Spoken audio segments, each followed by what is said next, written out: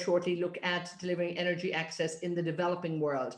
But before we actually start our panel, I'm absolutely delighted to be able to introduce to you our keynote speaker for this session. And we have the energy advisor to the Prime Minister of the People's Republic of Bangladesh. So a very, very warm welcome now for His Excellency Tawfiq-e-Elahi Chowdhury. So very, very happy to have him on board for this keynote address. Thank you. Thank you very much.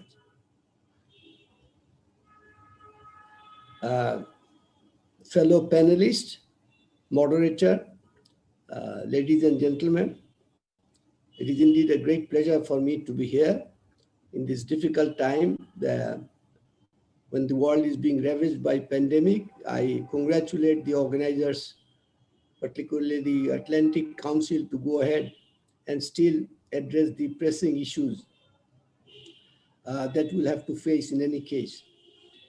Having said that, let me say the story of energy is like story of two worlds. One is the story is that of the developed countries, and the other is that of developing countries. And so the drivers, the choices are very different for us, Bangladesh and countries like us, than others. You know, over 900 million people around the world have no access to electricity. Now, I'll confine my short introduction on brief remarks on electricity. That's a huge number. And one must remember that electricity is not a private good. For developing countries, it is a public good. You lit up a village, you reduce infant mortality rate, you reduce maternal mortality rate, you empower women, you empower children, they go to school, they can study better. So it's a life-changing phenomena. And you know, any estimate of the opportunity cost of not having electricity in more economic terms is also huge. So the goal of developing countries have to be to start with give access to electricity to all its population, no matter what is the pathway. Like when we embarked upon our program in a very focused way back in 2009, when Bangladesh had only less than 50% of people having access to electricity. But we wanted to make sure that by 2020, we have to have everybody access to electricity. And we are able to manage that. It needed very focused attitude, not a problem-solving attitude, rather than a policy-based dialogue. It needed courage, I must say, and private sector participation, which is very important because the amount of investment that is needed cannot be found domestically nor from multilateral organizations.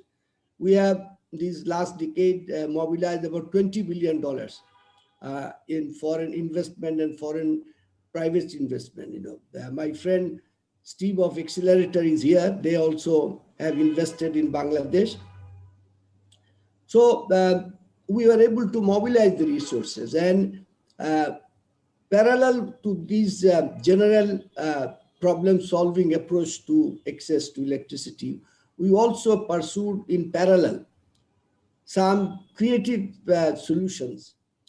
You know, it takes time to extend grid to the whole country.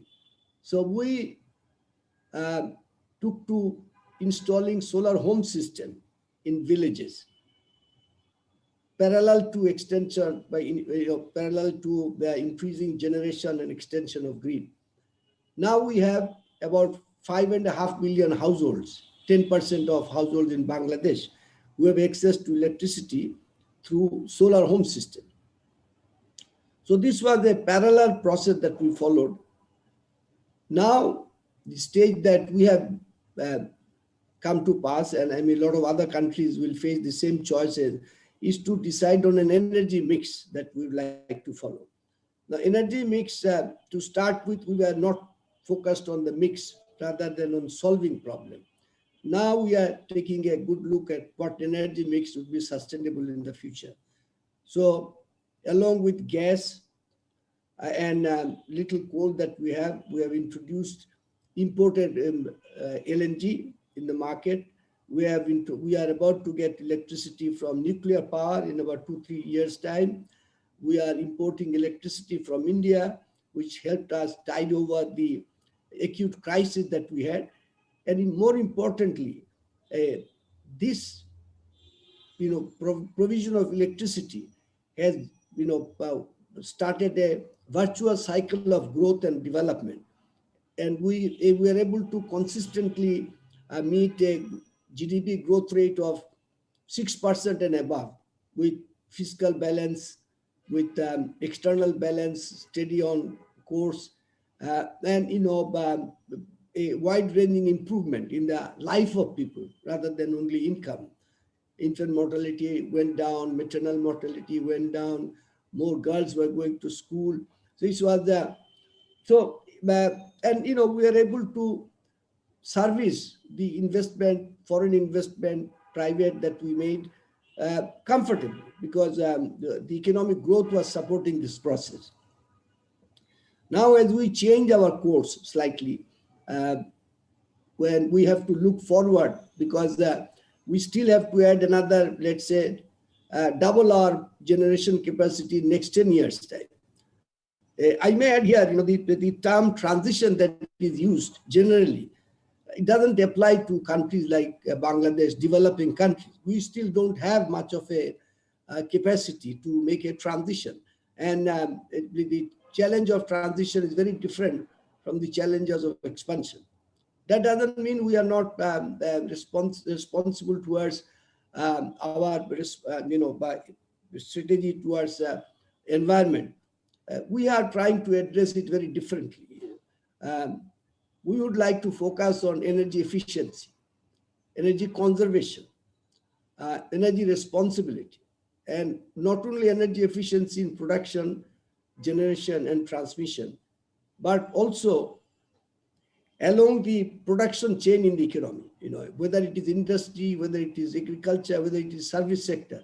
There's so much of scope for being efficient. I mean, for example, we normally use water for irrigation, surface and underground water. Now, we have found that if certain practices are changed, we can reduce demand of water by 1/3, which would also impact upon how much energy we would need to run this irrigation equipment. Similarly, in terms of transportation, industry use, we have, because of past experience, we had to provide industry the option of having their own small electricity generation capacity. So it's worthwhile to try and see how efficiency can be improved by cogeneration, by tri-generation, where you use fuel for electricity and then use exhaust heat for maybe more electricity, and then use the exhaust heat for refrigeration. So these are opportunities that countries must utilize while trying to save on pocket as well as save the impact on the environment. We are also trying to introduce electricity for irrigation, solar electricity for irrigation, because fields are far away from electricity distribution centers. So you have to, if you can provide irrigation through solar power, then you don't have to make that investment. So we are going ahead in that. We are very short of land. So one way to solve is to have solar facilities which don't require much of land. And in our case, we're using rooftop solar through what is called net metering. You only pay the net amount of electricity after having used your own electricity. So these are innovative ways we are trying to handle the problem. And I'm sure developing countries, they have to have the contextual solution. It's not all size fits all. But if we share our experiences, we can learn from each other. And once we are done with first phase of expansion and access to electricity to all our population, then we can make a stronger move towards what you call transition.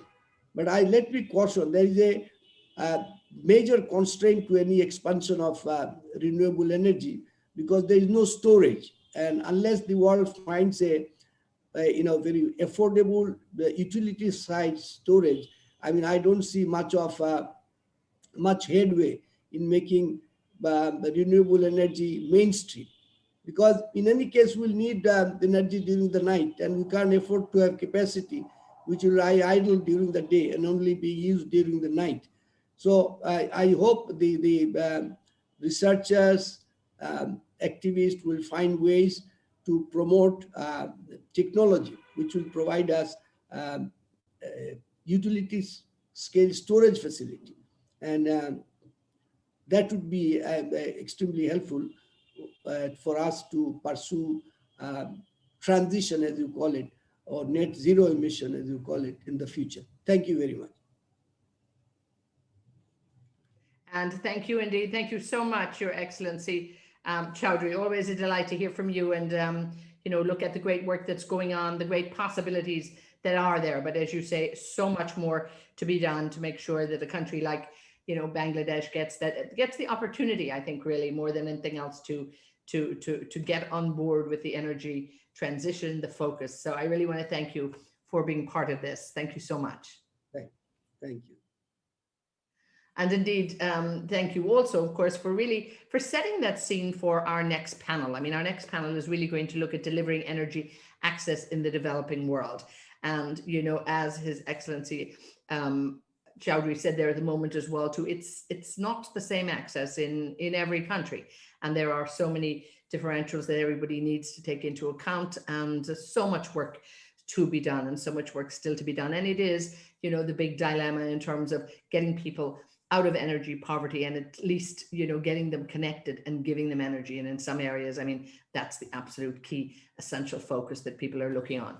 So to continue this discussion, we have with us, I'm absolutely delighted, an esteemed lecturer from Harvard University. So a very warm welcome for Terzah Tippin. So Terzah, I'm going to hand it over now to you. Great. Thank you very much, Etna. I am just honored to be here today to talk about this important issue. And I think His Excellency, Dr. Chowdhury, framed it up, as you say, very nicely. And it's a huge challenge. We talk about energy as if it's ubiquitous. We live most of us in environments where we can count on turning on the lights, on having heat, or even having air conditioning. And as he so eloquently pointed out, that is not true. As a matter of fact, as he said, nearly 1 billion people, and concentrated mostly in sub-Saharan Africa and South Asia, live their daily lives without electricity. And this represents a fundamental barrier to progress for a sizable portion of the world's population. So it has impacts on development, including health, education, food security, gender equality, livelihoods, and of course, as we've already mentioned, poverty reduction. I am pleased to introduce our panel today, key experts in energy and how to develop energy in these challenging environments. I will introduce the whole panel by name and title, and then we'll go right into some questions, some kickoff questions.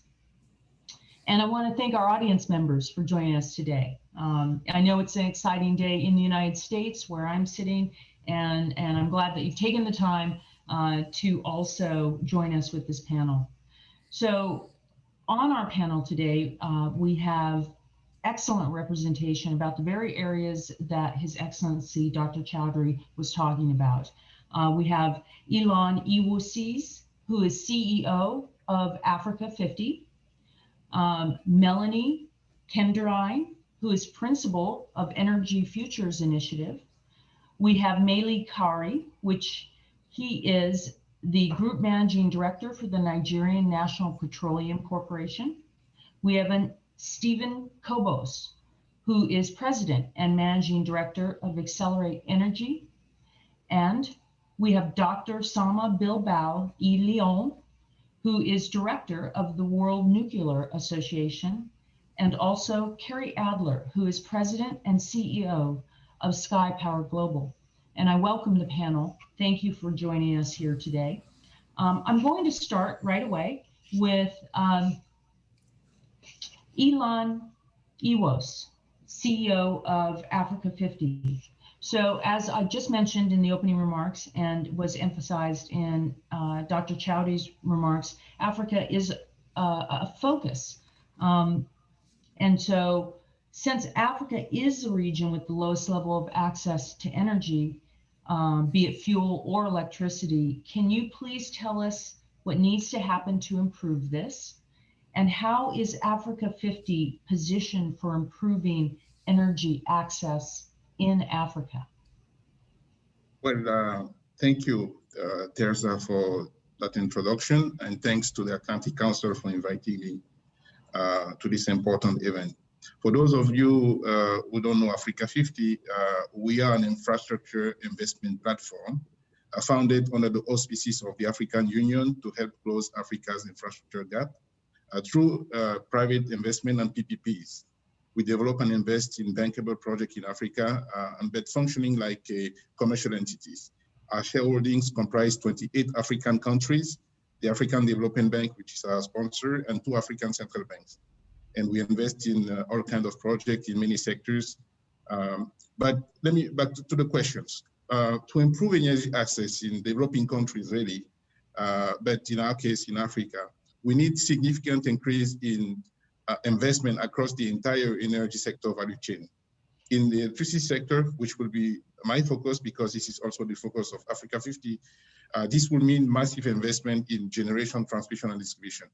Now, our emphasis has been in electricity generation, which has an annual investment requirement in Africa of about $35 to $50 billion a year, according to the African Development Bank. We are looking mostly at solar project, hydro project, but also natural gas, and this is important. Recently, we started to explore investment in transmission because transmission is quite important to achieve universal access. At this point, we're not looking at distribution yet, but distribution is quite important also for, of course, for access, to achieve energy access goals. Now, yes, a big constraint that we see and which we're trying to address is the inadequate early stage project development resources. So I think if we want to improve energy access, for which increased investment in infrastructure is a prerequisite, we must address this constraint. We must increase project development resources to create the pipeline of bankable projects which will attract investment in energy infrastructure and drive electricity access. This is why at Africa 50, we have created a separate entity devoted exclusively to project development. And we are eager to partner with like-minded developers to deploy more early-stage risk capital and other project development resources to fast-track project implementation, because implementation is way too slow at this point. For example, I like to suggest that we'll be pleased to partner with Steve and Excelerate to replicate the success of the LNG regasification project in Bangladesh that we worked together with Steve when I was at IFC under the leadership of Prime Minister Advisor Chowdhury. Again, we see some projects happening in Africa, including some landmark transactions that we should be talking about to generate confidence that stuff are happening on the ground. But I do believe that going forward, we need a significantly more project and also to implement those projects faster.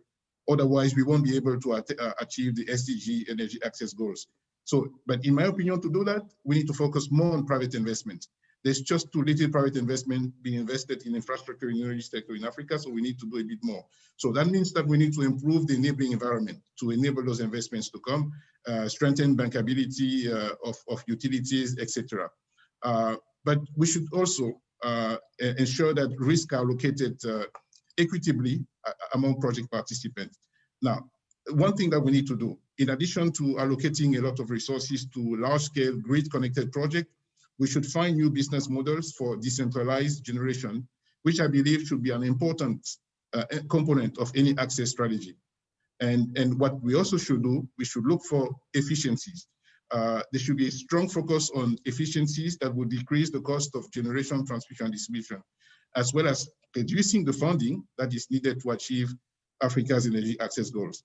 And finally, just the last point I'd like to make, is that we should also focus on regional power integration in Africa, because that's a great use of efficiency that could reduce the amount of investment as well that is needed to meet electricity demand. And I want to highlight the fact that with the African Continental Free Trade Agreement, which now makes Africa as a single market, we will see a bit more regional projects, and this is really, I'm very optimistic. Again, we need to pick up the game here. We need to make sure that we have a lot more happening. The good news is that we know how this is done. There are a number of examples. We just need to do them a lot more and faster. Thank you. Thank you very much. Interesting. So you've touched on a number of important issues that we're going to talk about even more in depth with the other panelists, and we'll come back because I have a couple follow-up questions for you on a couple of things that you said. Next, we're going to Melanie Kenderdine, and the principal of Energy Futures Initiative. And both His Excellency and Alain mentioned infrastructure and had a great emphasis on infrastructure in delivering access as one of the key things that is needed. And I'm wondering, so when we talk about investment, we're talking about making an investment case that says we're now going to build the infrastructure in whatever region or country that we're looking at. How does the cost of repurposing existing infrastructure, if it already exists, let's assume there is some infrastructure, as opposed to building infrastructure from the ground up. So how does the cost of repurposing carbon-based infrastructure impact both governments and obviously, I think, end users? And I think we'll ask you to unmute there, Melanie. I told myself 10 times, unmute when I get on, but everyone's heard it before. Thank you to everyone, to the Atlantic Council, to the moderator today. And I very much miss being in Abu Dhabi with everyone. And a couple of things I'd say.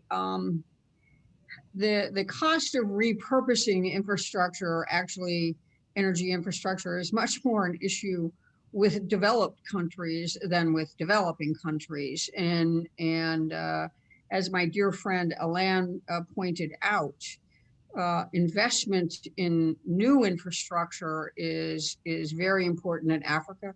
I have joined him and his colleagues a couple of years ago in Nairobi, and where we talked about a lot of these issues. And so repurposing infrastructure, we're looking at that in the United States, and that's I think soon to be President Biden, his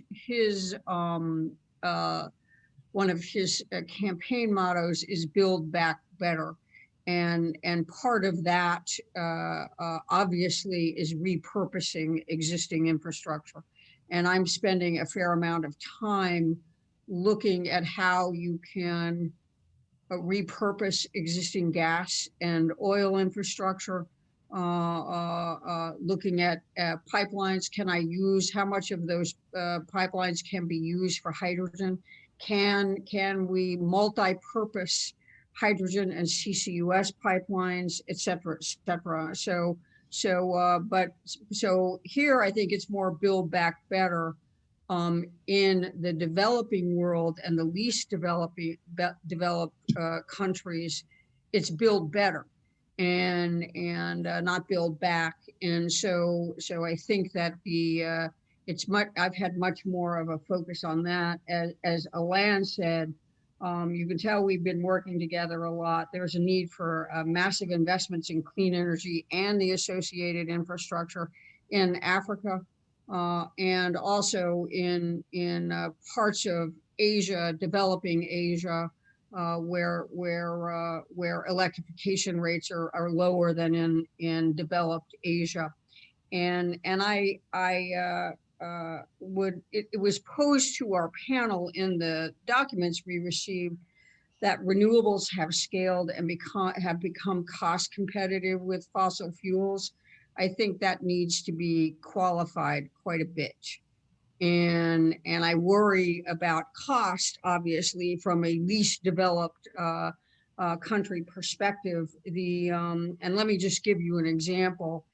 EIA, Energy Information Administration in the United States, said that in 2022, advanced NGCCs, natural gas combined cycles with carbon capture, would be $75, okay, a megawatt hour, okay, so $75 with carbon capture, where you can capture 90% of the emissions.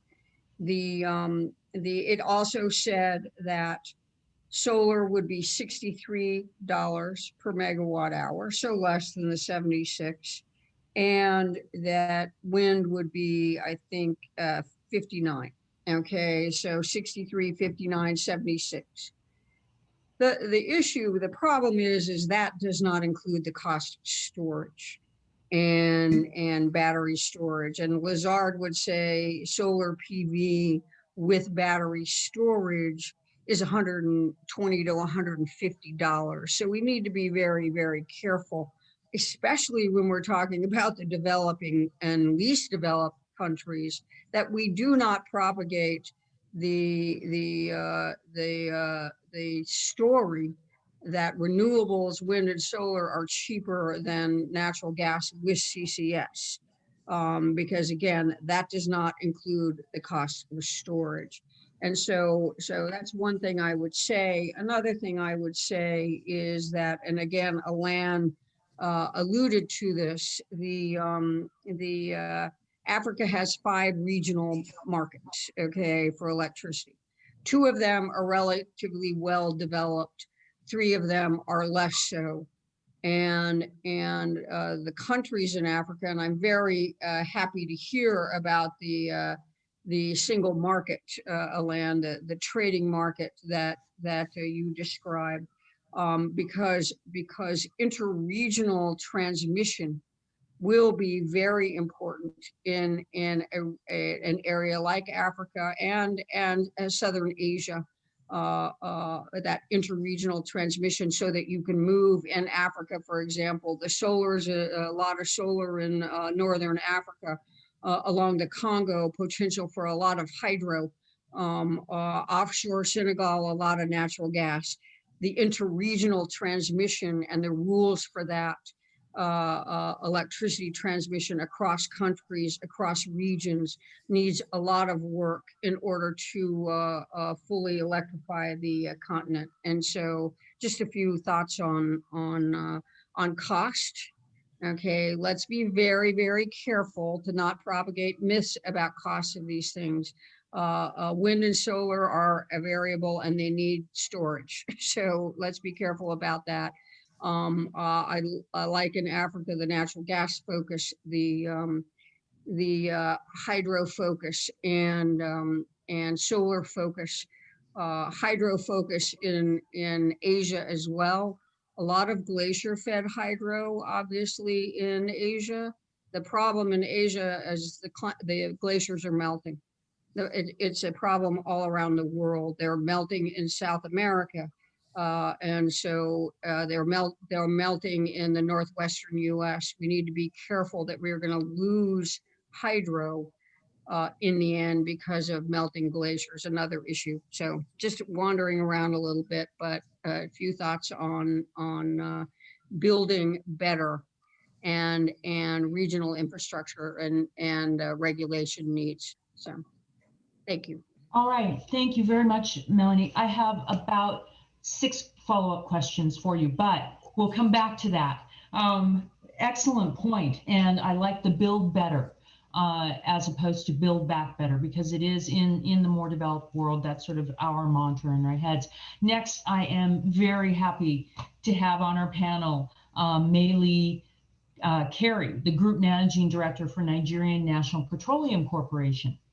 And especially in light of what we've already heard on the panel so far and the focus on Africa, Now, Nigeria relies heavily on petroleum products for export revenues, and petroleum products account for over 90% of the country's export. So how does the country position itself in the growing movement to a greener energy environment has been outlined in the last 10 or 15 minutes? What does that look like when you've got essentially a petroleum state? One I'm very familiar with. I come from a petroleum state.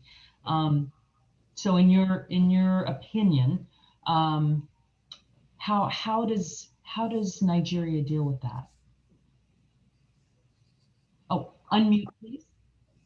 Mele? Sorry, thank you very much, Terzah. It's clearly a very, very big privilege to speak to a very informed audience and an opportunity to speak about Nigeria. Obviously, we're not a petroleum country in the real sense. Yes, I agree completely that we have the 10th largest reserve of oil, significant reserve of gas across the world. Everybody recognizes this. But the reality today is that you have a country of population in the excess of 200 million people. 70% of this population are well below 30, growing middle class, and of course, very mobile and a very growing middle class. And not only that, one of the fastest growing economies that you can have around in Africa, the largest economy in Africa.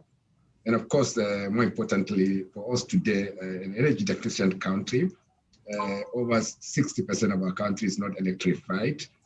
Poverty level is very, very high, extremely challenging. And of course, so much is going on also to see how we can reverse these trends. So when you combine all these situations, you'll see that as a country of focus for today. And many things are happening in the energy sector. For instance, we see investment in energy infrastructure, particularly for gas, in the excess of $10 billion ongoing now. A number of power projects that are also gas-based, $3 to $5 billion, are also going, some of them at FID stage. Significant transmission of energy activities that are ongoing also. So what you're seeing is a country in transition, not necessarily energy in transition. And energy in transition means a lot to us. Yes, of course, absolutely. We recognize where the world is going. The best of forecasts has said that in 30 years to come, you still have at least 100 million barrels of oil consumption expected, best of estimate. So oil and gas will still remain relevant in the near future, but transition is real. What countries and nations and companies are doing is to move towards much more cleaner fuel. And the cleaner fuel that we can see in the energy space is clearly gas. And that's why we as a company are focused on developing our gas resources, making sure that we make enormous use of it in the domestic market and also create opportunities for export. So what we see for us as an energy resource blessed country is to utilize the available resources of today to create the enabling environment for growth and prosperity in our country. And that clearly is aligned with the realities that we are seeing on the ground. We have significant goodwill and understanding and alignment across countries, across nations, and across companies. For instance, let me just make it probably obvious. We have significant engagement with the United States Department of Energy in the sense that we'll see some support in transition into cleaner fuel so that we can develop our gas resources and gas infrastructure so that we move more away from the liquids into the gas. And ultimately, for us now, coming back to your question, Terzah, what does it mean to us as a country that's depending on these resources for cash? Obviously, oil produces and provides the cash of today, but we're not looking at that today. We're seeing how this can transit into something better for our country. So we don't depend on that today. You may not be aware today, the country's resources for government are actually mostly coming from taxes. And those taxes are growing because the population is growing, prosperity is growing, but we need to get more work done. So as a country, we're fitting into the new realities. We'll move towards more of gas. And also we develop our resources as quickly as is possible so that when the real transitions come to pass, probably 30 to 40 years time, we'll be in a position to say that yes, this is a very, very developed country that has taken advantage of this today. So we see no challenge as a company, as a national oil company. It's our role particularly to make sure that the entire country's framework of accessing clean fuel is realized. So we're very comfortable with what's happening today. We are aligned, we're moving forward. Thank you. Thank you very much. And this idea of country in transition rather than just a blanket phrase of the energy transition, I think is so important that you point out that each country, each region, for that matter, each community will likely have to put together their own way of delivering access to energy. And so I like the change to country in transition, and that has a lot of elements to it, because often what we do in policy, and I know all of you know this well, is we come up with a brilliant idea.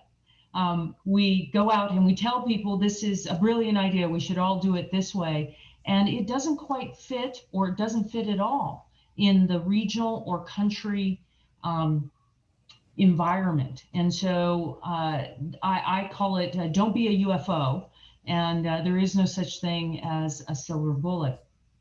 So following on that, so a move to gas, which you've brought up and exemplified for Nigeria. I'd like to ask Stephen Kobos, the President and Managing Director of Excelerate Energy. I know you have a focus on gas at your company.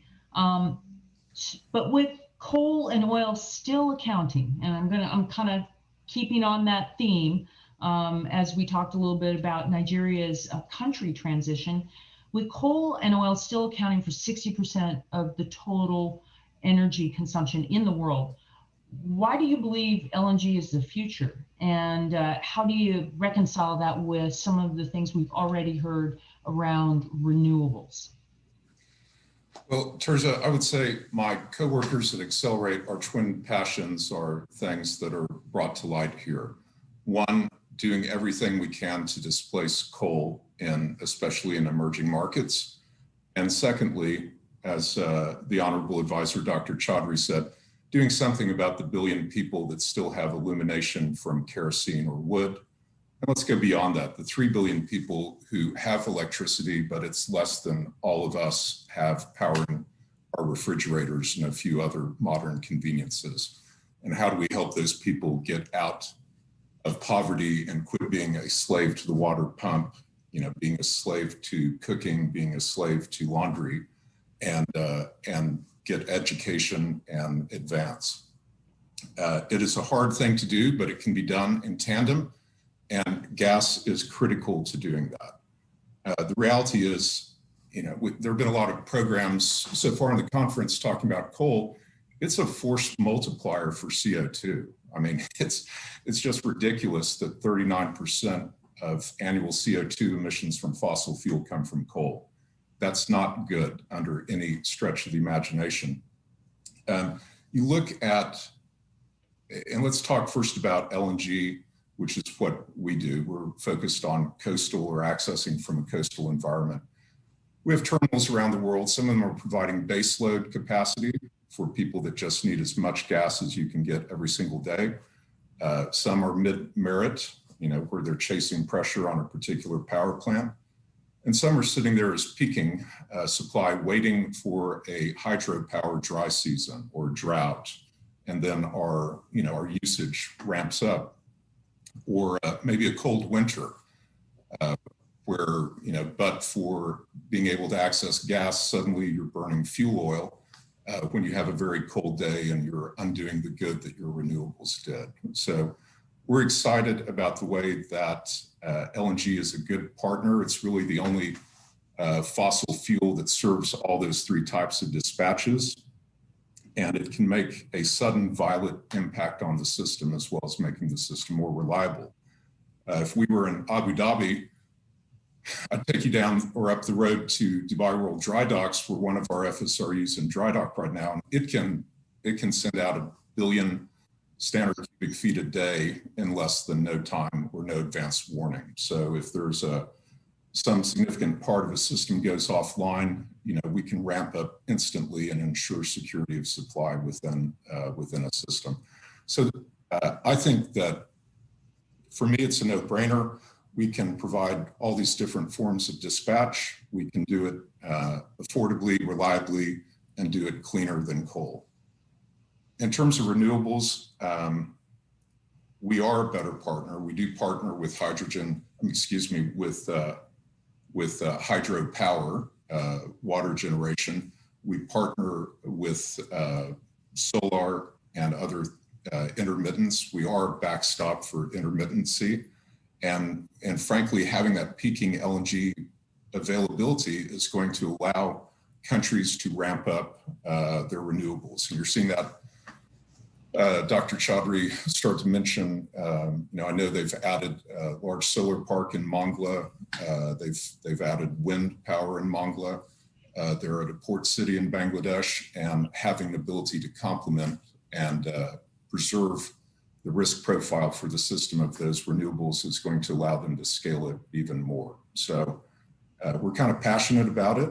It makes it easy for everybody to enjoy coming to work here every day, and hope that we can continue to make that difference. Great, thank you so much, Stephen.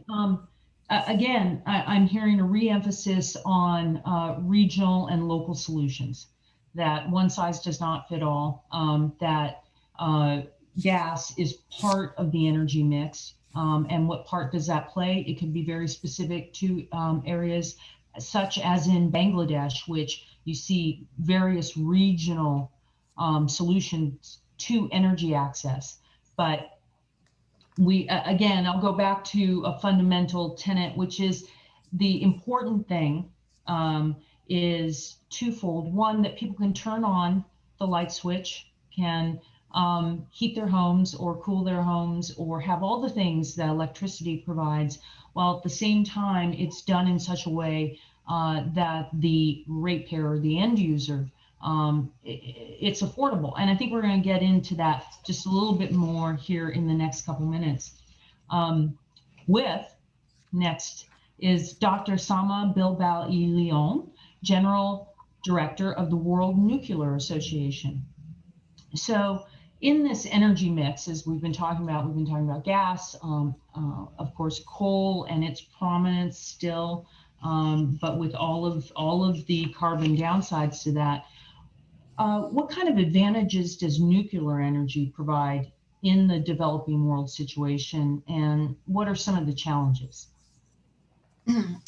Thank you, Terzah, and thank you to the Atlantic Council. It is my pleasure to share this virtual stage with this fabulous panel of speakers. So going to your question, I would say that nuclear energy is currently the most cost-effective way to add low-carbon dispatchable electricity. And this is 24/7 electricity. So this is based on the recent joint report of the International Energy Agency together with the Nuclear Energy Agency. This was released December 2020, essentially a month ago. And this report shows how the levelized cost of electricity for new nuclear is competitive with all low carbon energy sources, certainly with renewables. Of course, nuclear offers interesting flexibility in the sense of depending on the needs of the country, depending on the current electricity mix, the current resource endowment, their growth projections. We can add nuclear energy in large chunks by using a large nuclear power plant, as we have seen in many Western countries, but also we can add nuclear power in smaller increments by using small modular reactors. So in fact, small modular reactors would be really, really well suited for countries that have smaller or perhaps less developed grids, and because of their smaller size are going to be obviously much more affordable. And then I think it's also important to emphasize that in addition to low carbon electricity, nuclear energy is the only low carbon energy source that can also produce low carbon heat. And I cannot emphasize the importance of this because obviously we are going to need heat to decarbonize other very difficult to abate sectors such as heating and cooling, that was mentioned before, industrial applications, transportation, etc. So nuclear heat can be used directly through district heating or indirectly through the production of clean hydrogen, fresh water, etc. So also, I think it's important to highlight that beyond the obvious benefits of having wide access to affordable, clean, reliable electricity, nuclear projects have historically been a proven way to galvanize social cohesion and economic development in many countries. So these projects have been able to create substantial socioeconomic development, not only in the project itself, but also substantial spillovers to society as a whole. So this means increased health, a lot of technology and innovation that come together with the technology, and then of course increase overall education and access to a higher level of quality of life.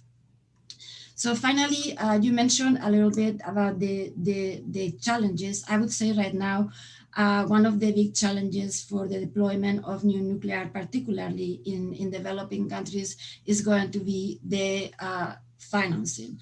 So as all low carbon technologies, nuclear energy is very capital intensive, which means that having access to affordable financing is going to be key. So in this sense, it is, I think, very important, several things. Number one, multilateral development banks and also national export agencies, they really need to do more to support developing countries when they choose to move forward with nuclear projects. In this sense, access to technology neutral criteria that allow the countries to pursue this type of financing are going to be quite important. But also, I think that access to private financing is going to be quite important. So in this sense, in addition to the support of these multilateral development agencies and national export agencies, I think that having a strong government support is going to be very, very important in order to instill some investor confidence and to incentivize and to attract public and of course private investment.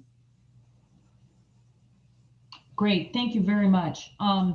This idea of access to affordable financing has been brought up in all of the speakers so far, and I think that's probably one of the big takeaways from this is we can, in the energy mix, however it plays out in each region or country, the ability to build better is really predicated, as Melanie said, build better, and this country transition that Alain mentioned is really the underpinnings is financing, affordable financing, and who's involved in that. Before we land on that question, and hopefully we'll have a couple minutes to do that, I would like to invite Kerry Adler. He's founder, president, and CEO of SkyPower Global. And Kerry, thank you for joining us today. So what are your focus at your company is solar power. So what are the advantages of solar power for developing countries? We've heard it mentioned a little bit. Dr. Chowdhury in the beginning mentioned the importance of solar in some of the solutions in Bangladesh. Please tell us what are those advantages and also challenges. Thank you, Terzah, and to all my fellow panelists. This is an incredible opportunity on the eve of when the sun will set here in the UAE, where I currently am.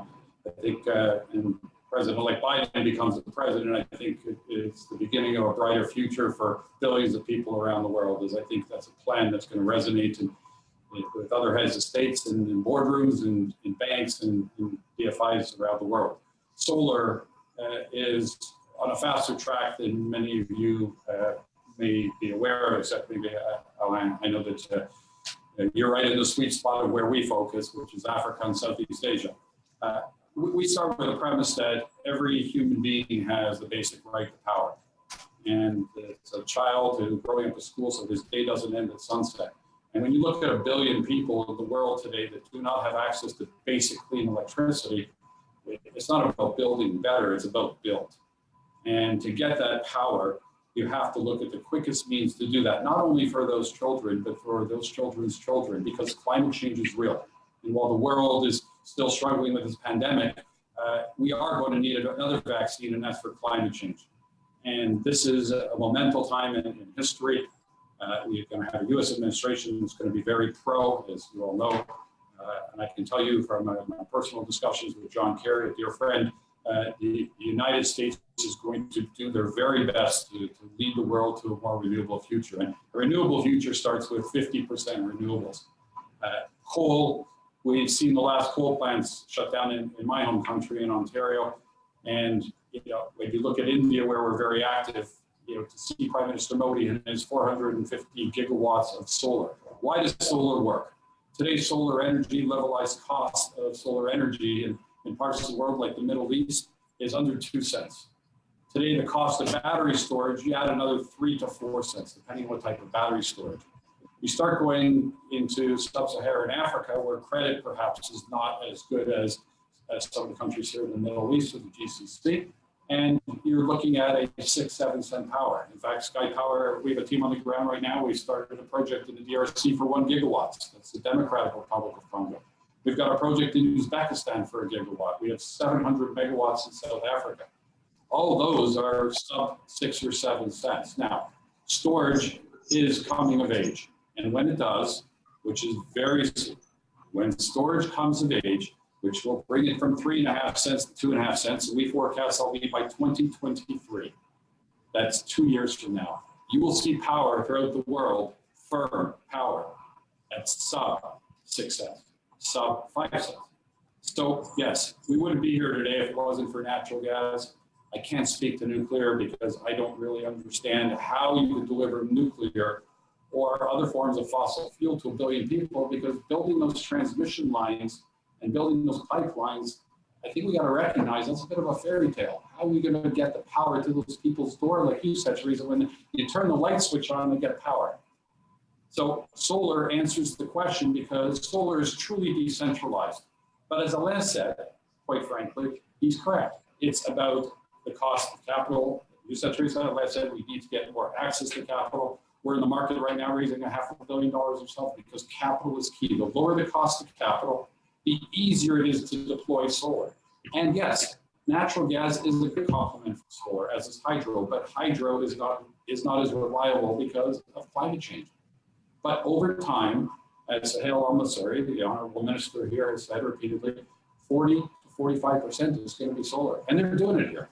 So solar has a substantial place in the future of the renewable mix. Most of the funds that are going to go into energy are going into solar. And I can assure you one thing, as long as we're working as hard as we are with Alain and other developers around the world, by 2050, the UNDP will be wrong. There will not be 750 million people in Africa without power, because everyone deserves a brighter future. Power is power, and we're going to do our very best. Great, thank you very much, Kerry. I just want to say, phenomenal amount of information that you've all managed to squeeze into 2 or 3 minutes that you had, and we need another half an hour, but unfortunately, Atlantic Council will not give us that. We had a number of follow-up questions, but if I could just say this, what keeps coming up, whether you're talking about nuclear, solar, natural gas, is again back to, I think Mele said it eloquently, the country in transition idea. So did Alain, so did Melanie when she said build better. And when I heard build better in what is now my adopted home country or home territory of Puerto Rico, we're hoping to be a model for the world of what a clean energy is. And it sounds like, as I keep hearing more and more throughout this panel, that Africa and other developing countries actually have an opportunity to build better if we have the right mix of financing. And I would say this, it probably is a mix of public-private financing that is going to get it there. And that, we can talk all day long, but if we don't have the financing, all the ideas that you've presented here do not become real. I'm sorry, we have run out of time. I have a raft of follow-up questions. I'm going to kick it back to Etna and have her take us out of this session. I want to thank the panelists very much, and again, apologize that we couldn't have a follow-up round, because I think Kerry put out a challenge there that I would have liked to have explored a little bit more, but perhaps we can convince Atlantic Council to have a another panel with us on it and a little more time. Terzah, thank you so much. And indeed, for all of our panels, we could, run them. They're so interesting. We could probably do half-day sessions, but particularly there, you really got some great content in there.